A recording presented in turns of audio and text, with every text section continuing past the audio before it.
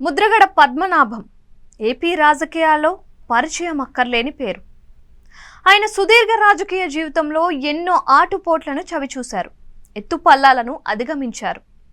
కాపు రిజర్వేషన్ల ఉద్యమ నేతగా ఆయన రాష్ట్రంలోని కాపు సామాజిక వర్గం ప్రజల మన్ననలను పొందగలిగారు.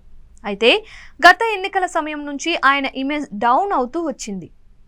ఆయనను సొంత సామాజిక వర్గం కూడా నమ్మలేదు, ఆయన మాటలను విశ్వసించలేదు. జనసేన అధినేత పవన్ కళ్యాణ్తో వైరమే ఆయనను కాపులకు దూరం చేసింది అని చెప్పాలి. పిఠాపురం నియోజకవర్గంలో పవన్ కళ్యాణ్కు వ్యతిరేకంగా ఆయన పని చేయటమే కాకుండా కాపు రిజర్వేషన్లు తాను అమలు చేయనని చెప్పిన జగన్ పార్టీ పంచం చేరడం కూడా ముద్రగడకు మైనస్గా మారింది. పిఠాపురంలో పవన్ కళ్యాణ్ మంచి మెజారిటీతో గెలుపొందారు. చివరకు ముద్రగడ కుటుంబంలోని సభ్యులు కూడా ఆయనను వ్యతిరేకించారు. ఆయన కుమార్తె జనసేనలో చేరిపోయారు. ఇది ముద్రగడ రాజకీయ జీవితంలో కోలుకోలేని దెబ్బే అని చెప్పాలి. ముద్రగడ పద్మనాభంపై ఒక బలమైన ముద్ర పడిపోయింది. చంద్రబాబు నాయుడు ముఖ్యమంత్రిగా ఉన్న సమయంలోనే ఆయన కాపు రిజర్వేషన్లంటూ ఉద్యమిస్తారని, తర్వాత కాడి పడేస్తారు అన్న విమర్శలను ఆయన ఎదుర్కొన్నారు. దీనికి తోడు పవన్ కళ్యాణ్ పిఠాపురం నియోజకవర్గంలో గెలిస్తే తన పేరును మార్చుకుంటానని చెప్పిన పద్మనాభం అఫీషియల్గా పద్మనాభరెడ్డిగా పేరు మార్చుకున్నారు. ఇది కాపు సామాజిక వర్గంలో మరింత వ్యతిరేకత పెరగడానికి కారణమైంది అని చెప్పాలి.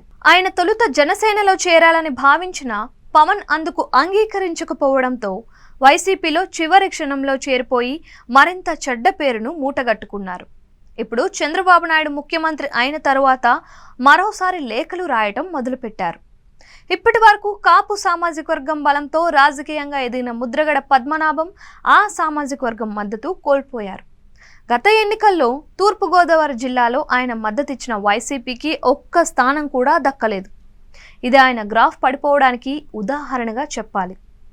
ఈ సమయంలో ముద్రగడ ఎన్ని లేఖలు రాసినా, ఎన్ని స్టేట్మెంట్లు ఇచ్చినా అది వృధాగానే మారుతాయి అన్న విశ్లేషణలు అయితే వినిపిస్తున్నాయి. ఆయన రాజకీయంగా ఇక విశ్రాంతి తీసుకుంటేనే మేలు అన్న కామెంట్స్ ఆయన సన్నిహితుల నుంచే వినిపిస్తున్నాయి.